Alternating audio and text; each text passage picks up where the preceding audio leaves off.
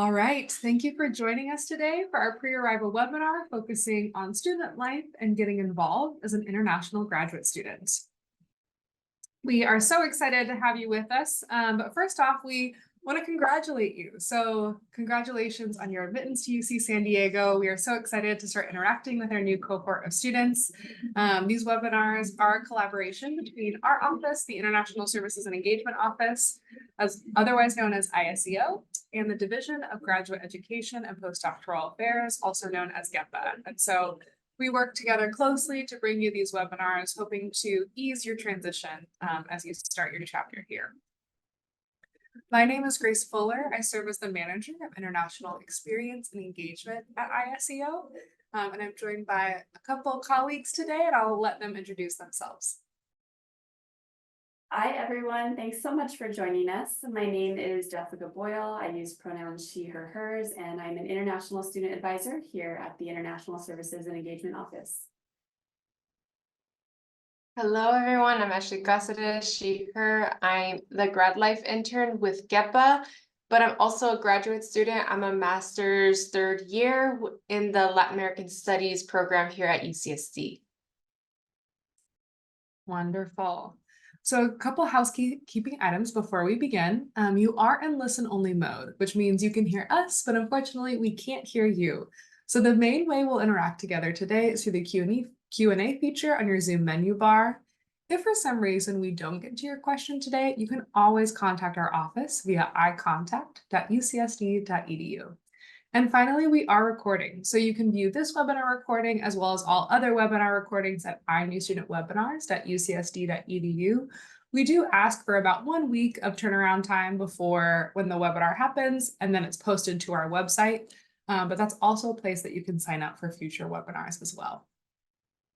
Here's just a reminder of what that Zoom menu bar is going to look like, as well as the Q&A feature specifically. And here's a snapshot of how we'll spend our time together today. So we have some reminders that we always like to kick off our webinars with.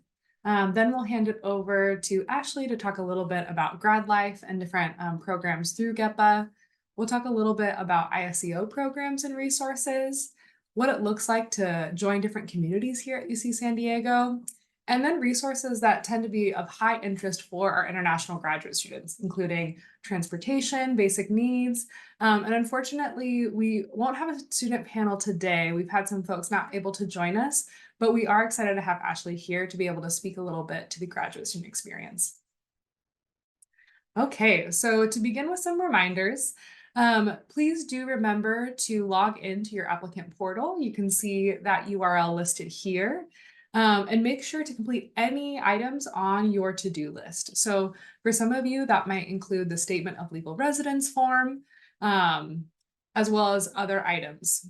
Most students, remember, are provisionally admitted, which means you can begin doing many things, such as requesting your Form I-20 or DS 2019. And if you do have items under the pending admissions document, we'll show a snapshot of the screen in a second here. It's important to do that as well. If any questions come up, you can always contact gradadmissions@ucsd.edu for those, and we'll be sure our team there will monitor those as they come in. All right, so here is a snapshot of what your portal might look like. It might look slightly different, and that's totally fine. I do want to highlight that it's important to also make sure to submit your decision reply form.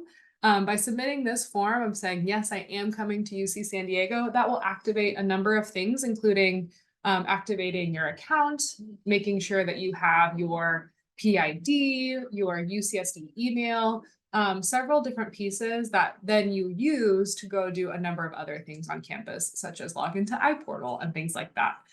So that's a really important piece, as well as the statement of legal residence form I referenced earlier. And then finally, under admitted students, GEPA has broken it down really nicely in terms of things to do immediately before you arrive on campus, when you arrive, and a certain section specific for international students. And speaking of international students, I want to make sure to highlight our website, inewstudent.ucsd.edu. Similar to GEPA, we've broken it down where this first screen is kind of our landing page. You'll click on your education level. So for many of you, that'll be graduate students, and it's broken down into 3 steps. So first off, applying for your F1 or J1 visa, then preparing for your arrival, and finally what to do upon arrival. So hopefully we're giving you the information that you need when you need it, and you can phase your approach that way. And with that, I'll hand it over to Ashley to talk a little bit about GEPA programs. Hi, yes. So GEPA has many programmings related to communal involvement, professional development, academic success, socialization on UCSD campus. So what that means is that we actually have different student-centered programming. One of them is where I lead, and that I lead one of the workshops called Wednesday workshops, which we offer 3 times every quarter.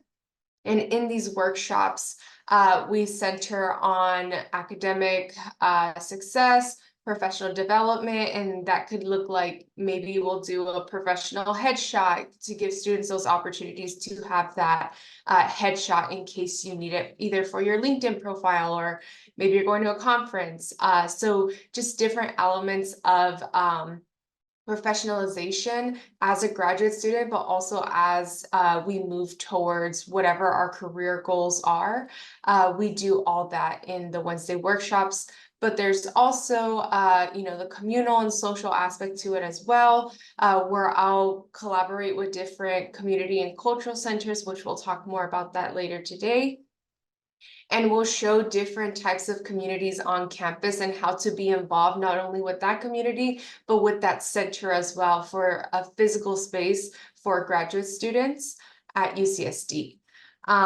Additionally, we have our new program, which is called the OER Squared, which stands for Outreach, Access, and Recruitment.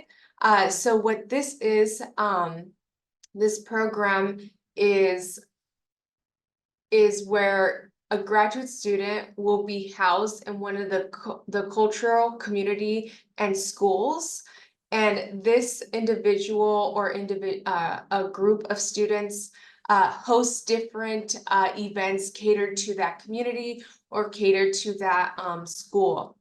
So we have about 30 OER Squared interns within Rady, within the social sciences, biological sciences, but also the cultural and community centers as well.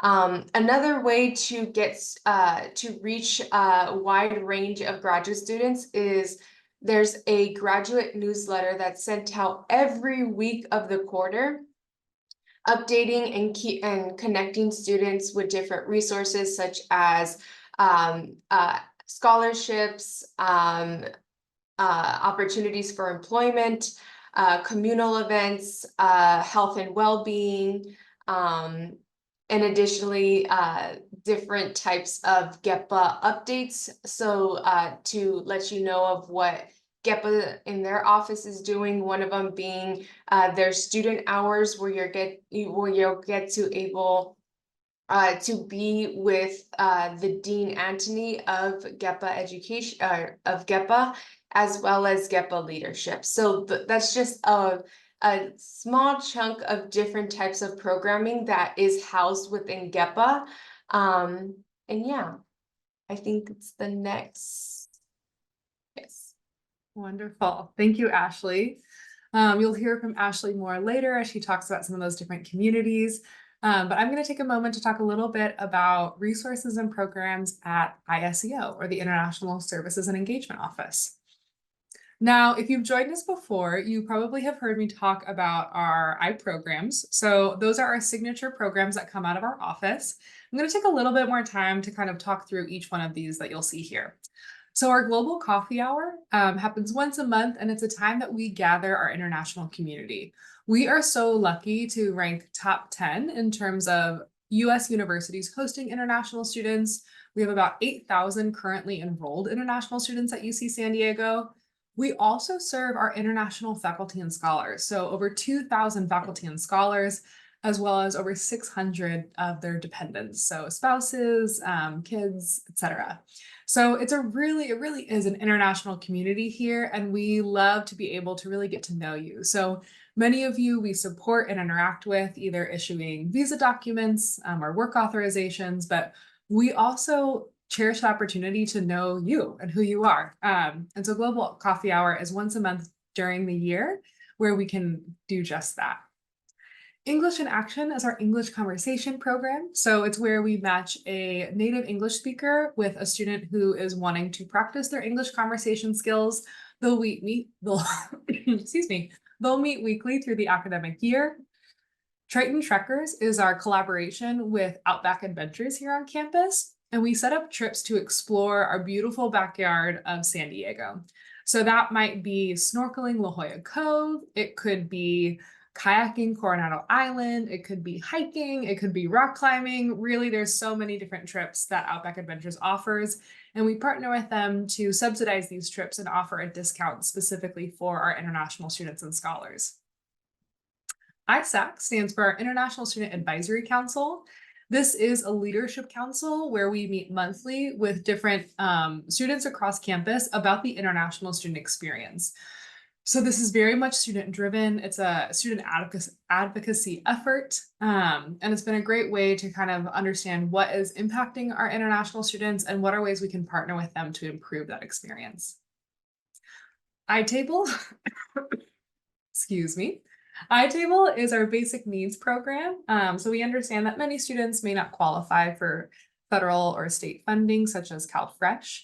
But we know that, our students still are in need of basic needs support, whether that be food security, etc. So iTable is our program dedicated to making sure our students can access those resources, in addition to things like the Triton Food Pantry. And finally, Intercultural Social Hour is just that. It's a social, it's very laid back. It's really, again, to create that community and sense of belonging.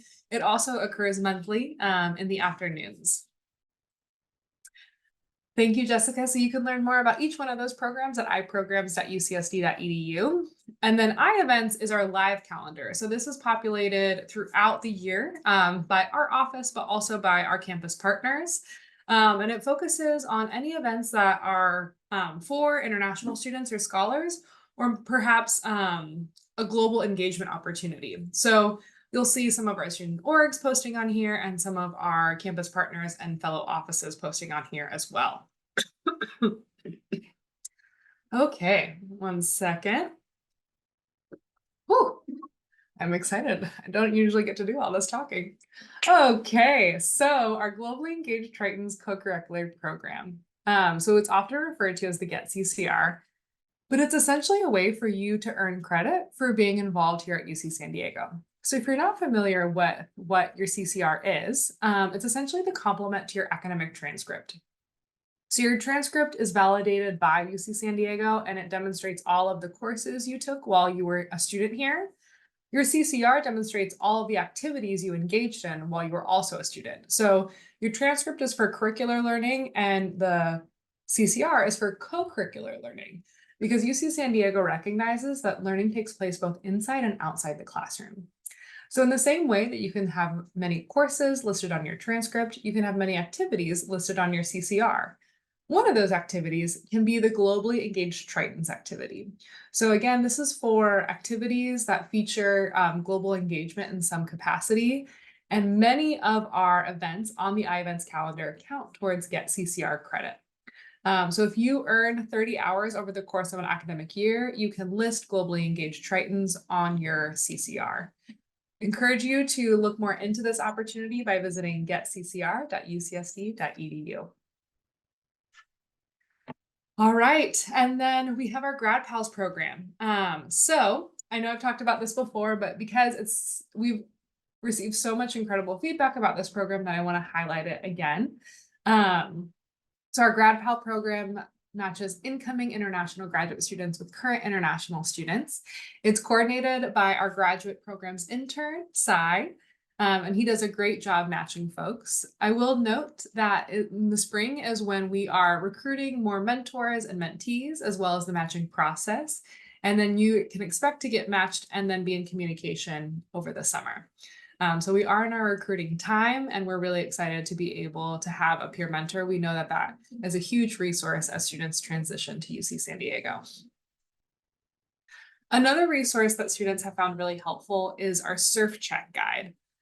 So our Surf Check Guide was actually created for students by students. So it's a coming to UC San Diego guide created by international students for all the different topics of what it means to transition to life in the US, life at UC San Diego specifically. So it covers like what to pack, even things of like converting, your outlets, like metric measurements, things like that. It also includes and covers things to remember when traveling, arranging transportation from the airport to campus. We know that many of our students fly into LAX, not necessarily our San Diego airport. So what are the best resources for that? It includes some resources for housing options on and off campus, as well as what does it mean to get set up in the US? So things like setting up your US bank account, phone accounts, getting a government issued photo ID, things of that nature. We also kind of highlight some of our local attractions, as well as billing and payment options, dining, academics, and more. So it really runs the gamut in terms of different topics that are covered here. And again, these have been feedback and requests specifically from our international student population of topics that they want us to cover. So we're excited to share that resource with you. We are also currently in the process of adding more resources. And so as you check that link, you might find that it's slightly different because we want to continually be updating that guide and making sure that it's just has the best and most current information as possible. And with that, I'll hand it back to Ashley to talk a little bit about what it might mean to find your community here. Yes, so UCSD campus is huge, and sometimes you could feel lost on campus. I know I have.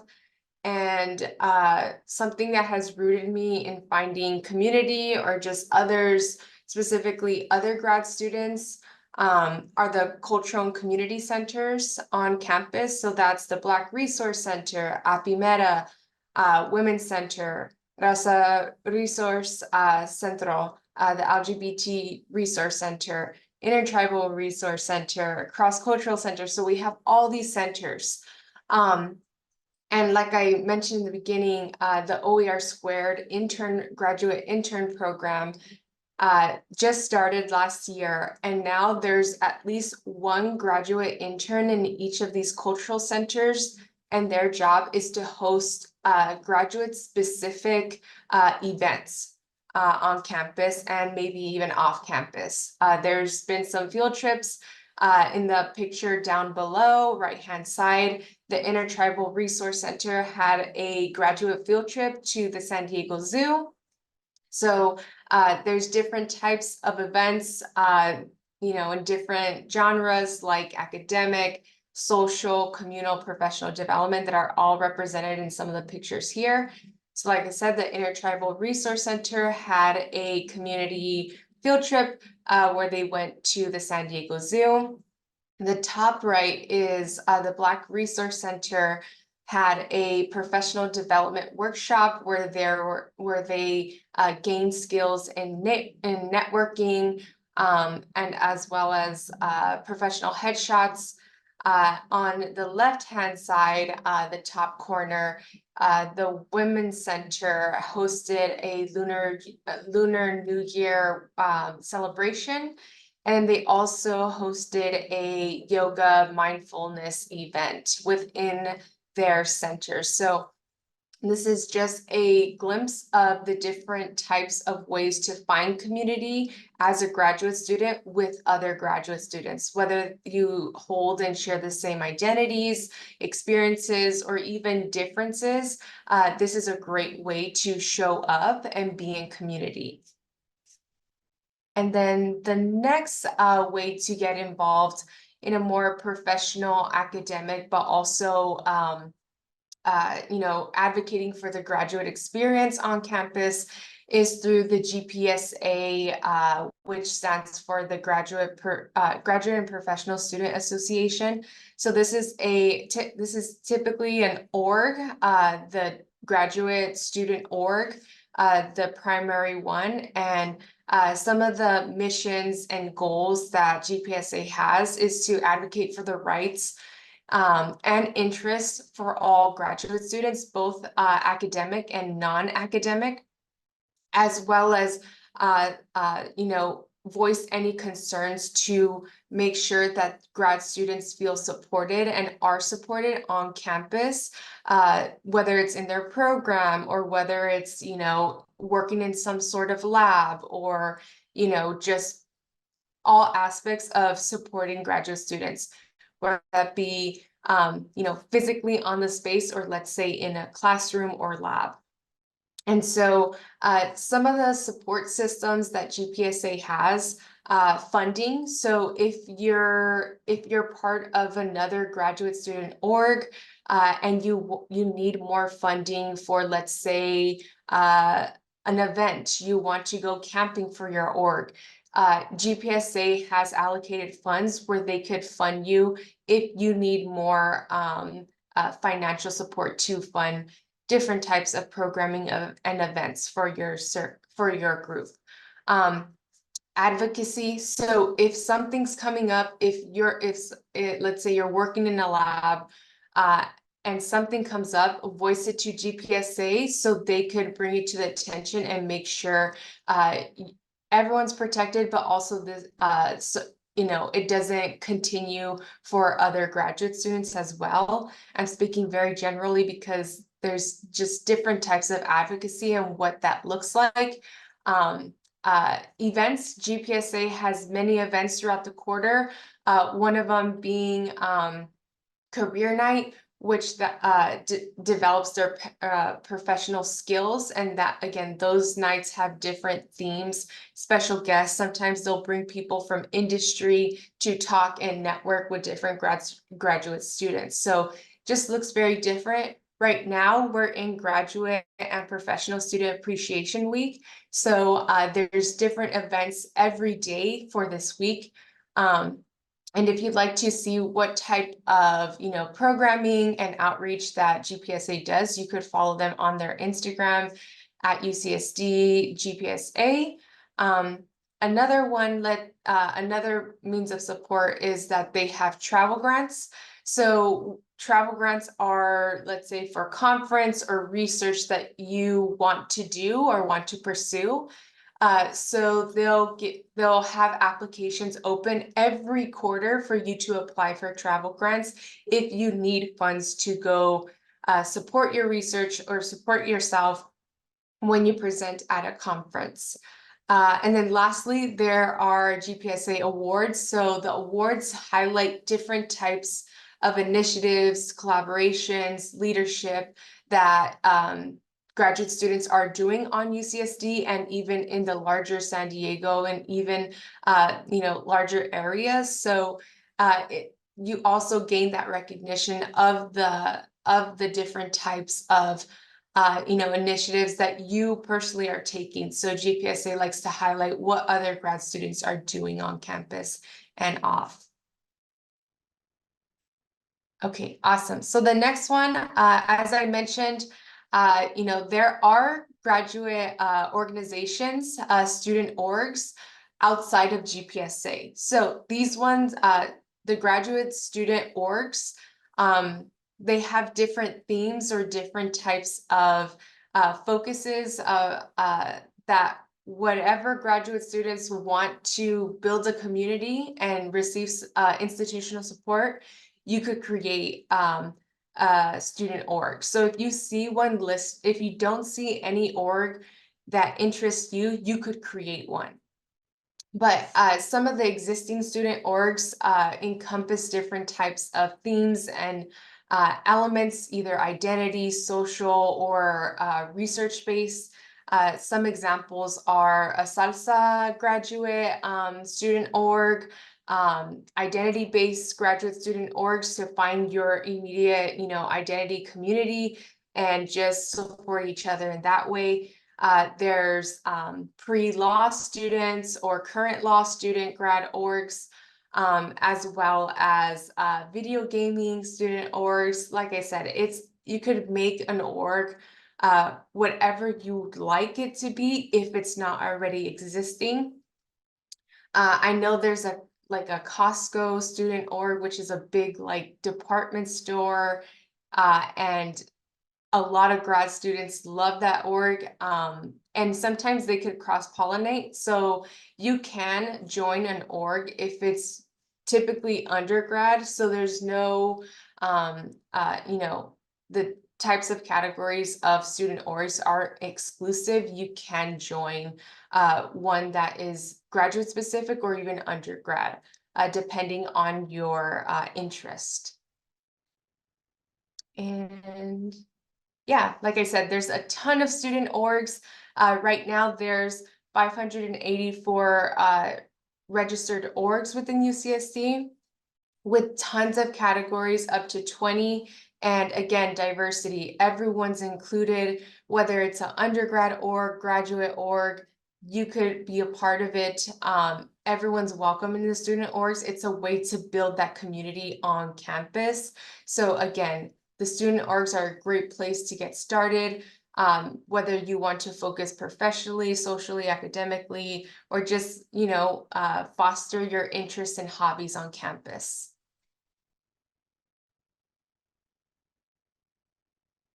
Another way to build community, kind of off campus, but also related to campus, is UCSD's HDH grad and family housing community. So this is the specific graduate housing near campus. It's about a 15-minute walk, but there are UCSD shuttles that pick students up from this housing community to drop them off in different locations on campus. So HDH Connect team creates a welcoming and thriving community where grad and family students live.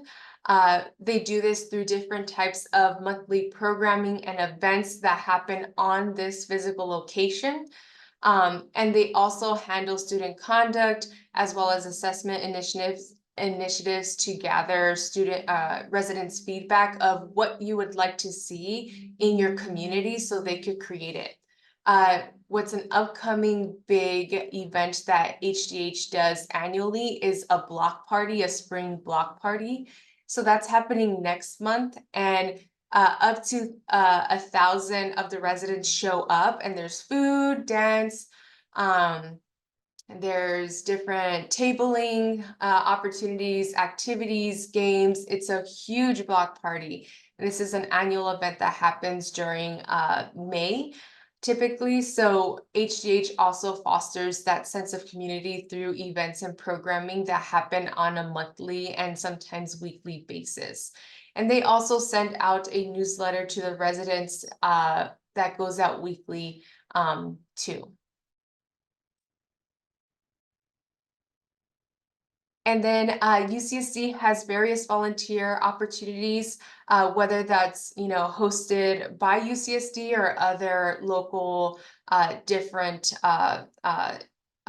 organizations around San Diego. So if you feel like you want to find a larger community, a local community, there's the link that leads you to get involved within San Diego or even California, or at whatever scale you want to get involved. There's those opportunities there for community service.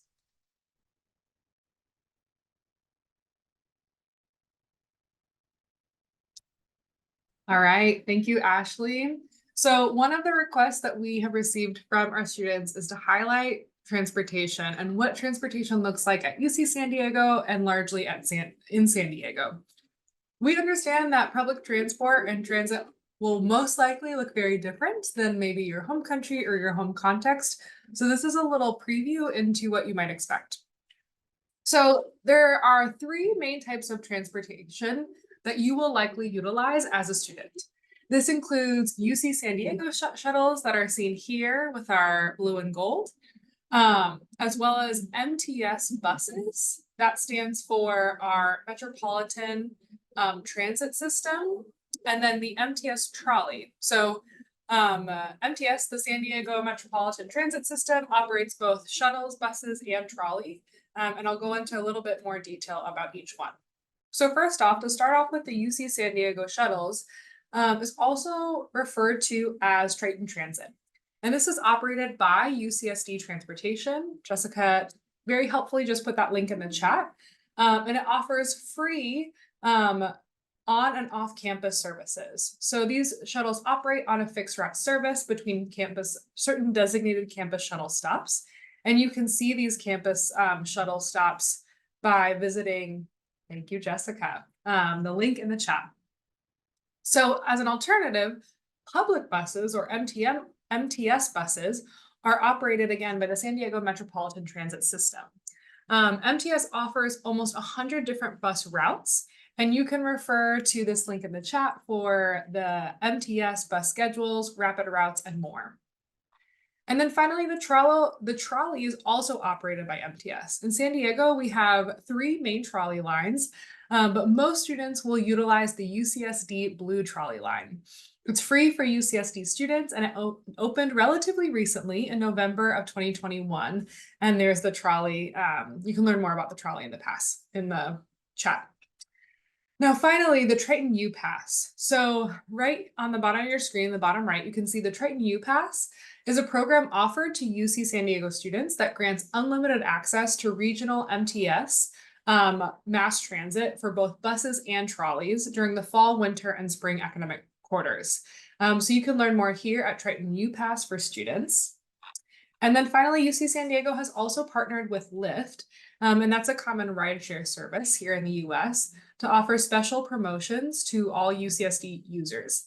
That includes a flex program as well as free late night rides at certain times. So there's more in the chat as well. All right. Moving on. A little bit about navigating campus more specifically. So UCSD Maps is a website with a live interactive map. There's a snapshot included here, so you can find your way across campus. So if you are looking for a certain building or a certain place you need to go to, you can search that name, keyword, or location, and then also be able to filter with the different things listed on the screen. In addition, there's also UCSD campus waypoints. So these waypoints are meant for if you are lost, you can scan the QR codes on the different waypoints, and they will show you where you are located on campus relative to other things. It will open up the campus map automatically and then center your current location with details nearby about nearby buildings, dining options, and campus services. I also want to highlight the UCSD Police Department also employs community service officers to provide year-round safety escorts. So if there's ever a time where you're on campus and maybe you're feeling unsafe or you'd like an escort, you can utilize that service as well. And I mentioned this previously, but something I do want to highlight is that our Circ Check Guide also highlights 2 pieces about transportation that are a little bit more specific to international students. One is arranging transportation from the airport to UC San Diego. So that's on page 13, and you can find more about, again, whether you are flying into, let's say, the San Diego airport or perhaps LAX, different transportation options that might be of interest to you. And then finally, on page 45, there's an option about transportation around campus. And so our campus is a large campus. Sometimes it's referred to as a small city. So there's many different transportation options you'll see students walking, you'll see scooters and bikes and skateboards, lots of things. And so there's different safety tips that we recommend and considerations to keep in mind when you're trying to navigate how you're actually going to go about commuting around campus. And with that, I'll hand it over back to Ashley to talk a little bit more about basic needs. Yes, so basic needs on campus are both student run, but also institutionalized. So some of those are, the hub, which is a basic needs center. The hub provides different types of basic needs support, whether that be food insecurity, housing, you name it, different types of basic needs that students need to continue and successfully, complete their programs. So there's a basic needs hub on campus, as well as Triton food pantry. So we have 2 food pantries. One is in the center of campus, and the other is on that grad housing, HDH housing. So there's different times and locations where they'll provide different types of food for students, whether that be produce, shelf-stable foods, milk, cheese, all that different types of food for students. Again, those 2 locations, one on campus and one on grad housing. I'm not too familiar with iTable. So Grace, if you want to maybe speak on I'd be iTable. happy to. Yeah, so the Triton Food Pantry is open to all students. All students can utilize this service. But for specific food programs like CalFresh, that's actually for US citizens.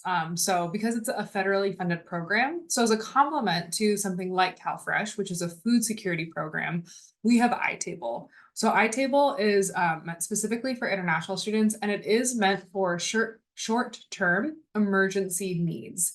So if you find yourself in a situation where you are food insecure, you're not necessarily sure when your next meal is going to be, or if your groceries are going to last the week, something like that, you can apply for iTable assistance. And again, this is short-term emergency funding, but we want to make sure that our students are food secure and can get to a more stabilized spot as they pursue their academic studies.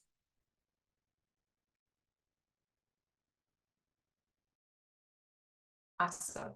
The next one is the UCSD grocery shuttle.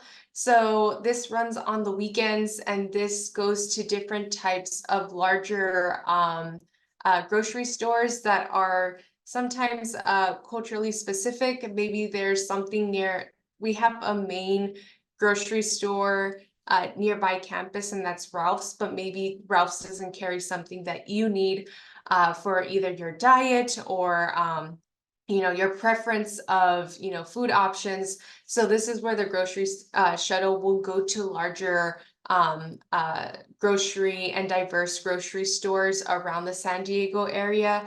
Again, this runs on the weekends, so Saturday and Sunday.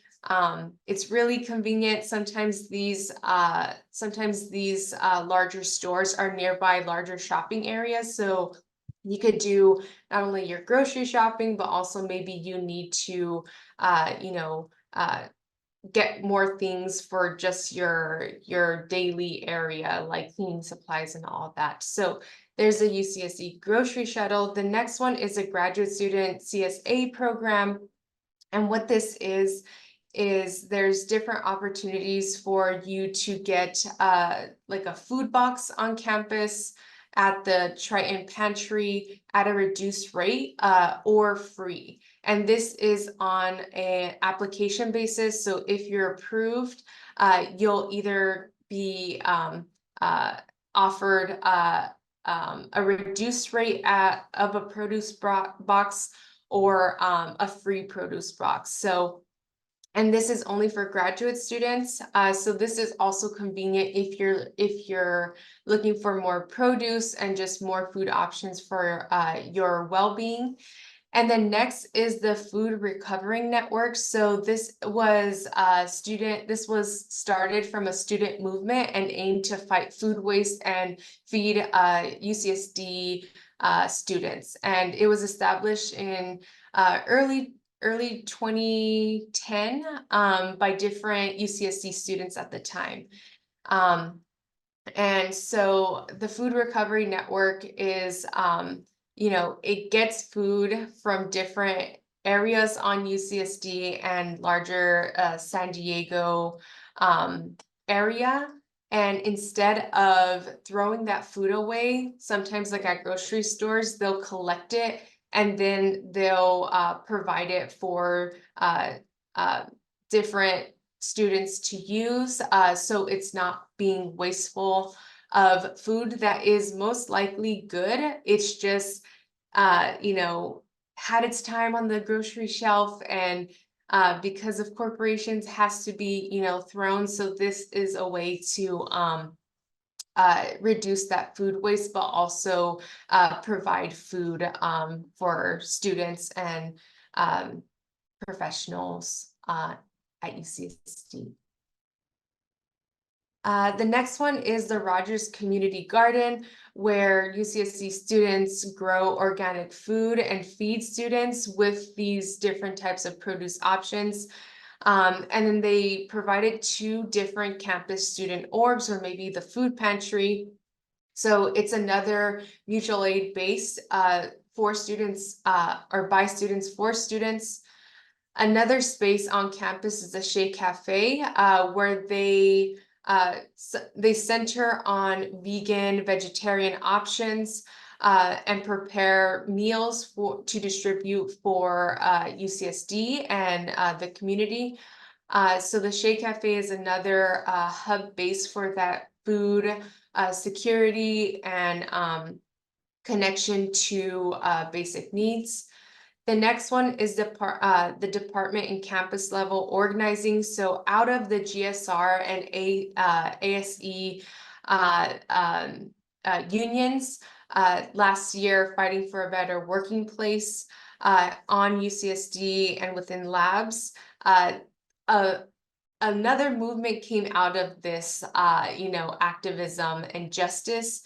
And most of the union workers started this group called the Dollar Lunch Club. And so what this is different graduate students making lunch on campus with like hot plates, crock pots, all these different types of things. Graduate students making resourceful, healthy, nutritious lunches for other graduate students. And this is donation based, so at least $1, and you get, you know, a healthy, nutritious meal made by community for community members. So this is another way to find healthy, nutritious food on campus at an affordable price, but also, you know, build community with other graduate students. So this is a graduate student program, again, Dollar Lunch Club. They have their own Instagram where they'll post the different menu options and where the location is for around campus.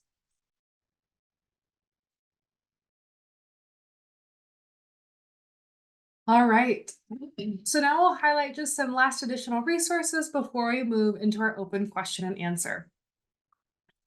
So some of these dates might look familiar to you, but there are a few items that you can start doing now. So if you are interested in living on campus, then I would highly recommend applying for on-campus housing now. As soon as possible is definitely the name of the game with most of these applications. Additionally, you can request your visa documents via iPortal. So iPortal is where you'll go to request the documents themselves, but iNewStudent is really helpful for instructions and understanding that process. As a friendly reminder, if your graduate program does begin prior to August 1st, we strongly encourage and recommend that you submit your request to iPortal before May 1st. July 10th will be the deadline to submit all health immunization requirements. And in September, it's very exciting. That's when we have lots of things like move-in, check-in, and a number of orientations, including new international student orientation. Okay, so we are wrapping up a lot of our pre-arrival webinars. We will then, our next webinars that you'll likely see on iNewStudent webinars will be introducing and welcoming our cohort of undergraduate students, but there are some here in May that do apply to both populations. So May 2nd, we'll have a pre-arrival webinar focusing on finances and student accounts. Then on May 3rd, we'll highlight how to transfer your CBIS record. So maybe if you previously attended a US institution and would like to transfer your CBIS record to UC San Diego. And on May 9th, we'll talk more about campus safety. So you can register for those at inewstudentwebinars.ucsd.edu. And finally, we've come to our open question and answer. I see one question already in the chat, and I'd love to speak to this a little bit, and then Ashley, please confirm. So the question reads, are UCSD grocery shuttles available also for the spouses of graduate students? Now, my understanding is that to access the UCSD shuttles, you need to show your ID. So that's going to be a UCSD ID card that will have your picture, your name on it. You usually get this when you first come to campus. I believe that spouses are able to get an ID card. It will be slightly different as it won't necessarily be a student ID, but typically you do need to show an ID, a UCSD ID card of some sort in order to access this resource. Ashley, is there anything else that you might recommend or add to that? Yeah, sometimes I have a partner that I live with and I don't have a car, so I really rely on the grocery shuttle or MTS trolley line. When it comes to the shuttles, sometimes I'll just let the bus driver know, like, this is my partner, I need extra hand to get some groceries, and they're more than understanding. So also just letting the bus driver know, I mean, they're very flexible, they just want to make sure that, you know, the student that's going on the shuttle is okay. And of course, if you are new to the area and don't feel comfortable, it's really nice to have like a friend or bring your partner along or spouse to go to the grocery shuttle. You could also just let the bus driver know. Like I said, they're more than understanding, but I think for the day-to-day use, definitely getting like an ID for your partner or spouse would be ideal, just so that you have that on hand if your partner, spouse, whomever needs to use those resources as well. Wonderful. Thanks, Ashley. All right. Our next question is about accessing previous session recordings. So I'm actually going to go through and share screen on how to best access that recordings. So I just typed into our my URL, inewstudentwebinars.ucsd.edu.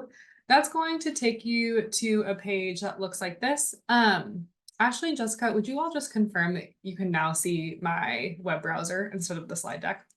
Great. Yes. Wonderful. Okay, so from here, this first drawer is our 2024 pre-arrival webinars. So we have broken it down into previous webinars where you can access both the recording as well as the presentation slides. So here, once you go through the ad, you'll be able to access the recording and then our slide decks as well. Many of the slides have hyperlinked URLs that you can access to. I do know that we got a request during today's webinar for sharing the Q&A links and some of the text answered there. And so we'll go ahead and look into that, potentially adding it as either a third option or in combination with some other presentation slides. But if you are interested in accessing the first session recording, you can do so by going to inewstudentwebinars.ucsd.edu. And again, access previous webinars, register for upcoming webinars. Again, we do ask for about a week of processing time to take that webinar recording, edit it, and then post it to our YouTube channel as well as to our website.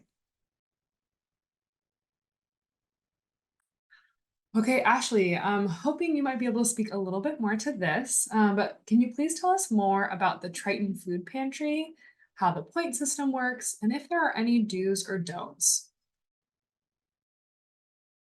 Yes, so the Triton Food Pantry, as like a graduate student using it, so it is on point basis. I can't remember the point distribution off the top of my head, but it's the points go towards those canned goods, refrigerated items, but all produce is there's no point value to the produce. There is a limit though, so sometimes it's like you could get 4 tomatoes, 6 cucumbers. So the point value on the produce, there is no point value on the produce, it's just quantity. And then those canned good items are point value. Some tips that I have, there'll be a week where you look through the pantry as you're walking by or walk past the pantry on grad housing, and you notice that the shelves are kind of bare. What I recommend is you go in and ask the student rep who's usually there checking in people, asking when there's going to be you know, the next delivery, and then wait till that next delivery if you are able to. If not, then I just say go in no matter what, because if you need that support, go in and take advantage. But go in and ask the person who's checking you in when the next drop off of produce, canned good items will be, and then wait till that day so you could go in and make sure you you know, use up all those points, get as much items as you need. So yes, there's the point value there.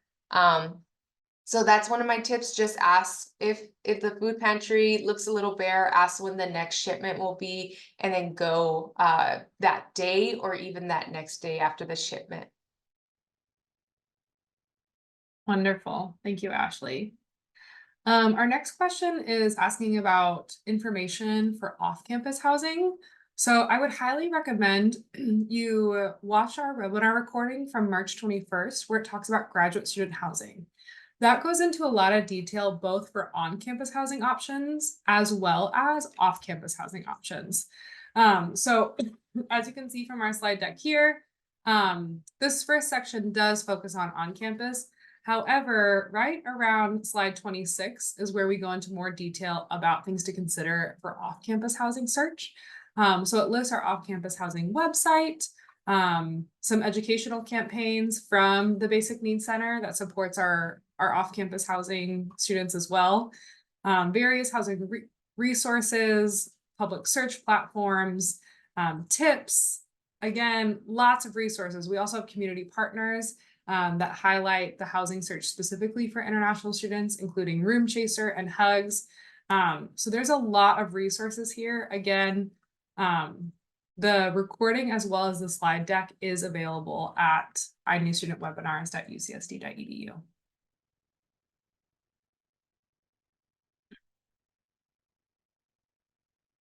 All right, we'll take just another minute or so to let any last burning questions come through the Q&A, but we are just excited to be with you. We're excited to support you. We know that many of you have been submitting your I-20 and DS 2019 requests as we've seen that come through iPortal. So thank you, thank you. We're doing our best to try to get that to you in as timely a manner as possible. But yeah, I'll throw it out to my co-presenters for these last couple minutes to see if there's anything that they would like to highlight or remind our attendees about. Yeah, I'd like to say something if I may, Grace. So particularly, I particularly love this pre-arrival webinar because I think this is fun information, right? You start to see all the resources available to you as a student, different ways that you can begin to envision what your life of belonging at UC San Diego looks like, and ways you can start to meet other people on campus through student organizations, associations that might share similar interests to you. I know that especially if you've been attending all our pre-arrival webinars, I'm sure at this point you might be feeling a little information overload. Like it's all very helpful, but there's just so much to learn and get excited about and navigate, right? So as a way to encourage how you can kind of move through your next months as you prepare to transition your life to the United States and UC San Diego, I want to provide just a couple guidelines of what should be your first priority. So keep in mind that we do encourage you to make the visa process your first priority, because until you get that visa stamp, which has required you to first get your Form I-20 or DS 2019, you don't have the documents you need to actually be able to come to the United States, right? So the visa process, as you have probably realized at this point, is a lot of hurry up and then stop and wait, and then hurry up and stop and wait. There's things you need to do, and then there's going to be times in the visa process where you're waiting for our office to issue a document, or your interview appointment date to come up at the consulate, or the consulate to finish reviewing your application, right? So stay on top of where you're at in the visa process, and when it is your turn to have to do something again, make sure you prioritize doing that. And then in those periods where you're waiting for your ability to take the next step, 3 things in particular that we would recommend you focus on. One would be housing. So if you hope to live on campus and you haven't already, make sure you apply for on-campus housing.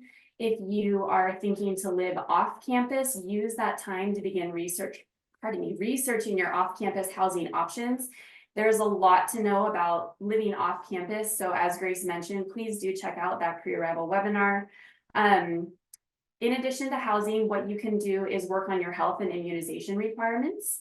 Those are going to be due at the start of July. Failure to complete those can result in a registration hold on your student account, which will prevent you from enrolling in classes. So, and sometimes just depending on where you're coming from and the records you have to get from your own country, it can just take a little bit of time to get those all squared away and submitted to our Student Health Services office. So again, check out the pre-arrival webinar that was previously hosted on health and immunization requirements. And then the third thing is make sure you are completing any pending admission requirements. So also by the time you arrive to the United States, you need to have completed your admissions package. So if you owe graduate admissions any standardized test scores or a WES evaluation, those are also things that can take time to get those documents, get them sent to graduate admissions. So as you are working on the visa process, during those kind of down times where you're waiting, think housing, health and immunization requirements, pending admissions documents. Around those kind of big priorities, you can start to sprinkle in researching, right? How do I get involved on campus? All these amazing student organizations, resources that are going to be available to me. But this far in advance of your arrival to the US, make sure you are focusing on kind of those big things that are going to take the most time.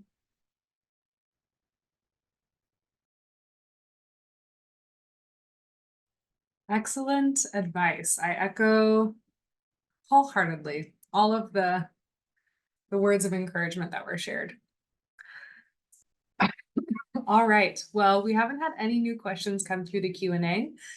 So we do want to remind you all that should any new questions arise, you can always reach out to our office via icontact.ucsd.edu. Even if we aren't necessarily the right office to answer that question, we do our best to work collaboratively across the campus with folks who might be able to. So with that, thank you so much for joining us. Have a great rest of your morning, afternoon, evening, depending on wherever in the world you may be, and have a great rest of your day. Take care, everyone.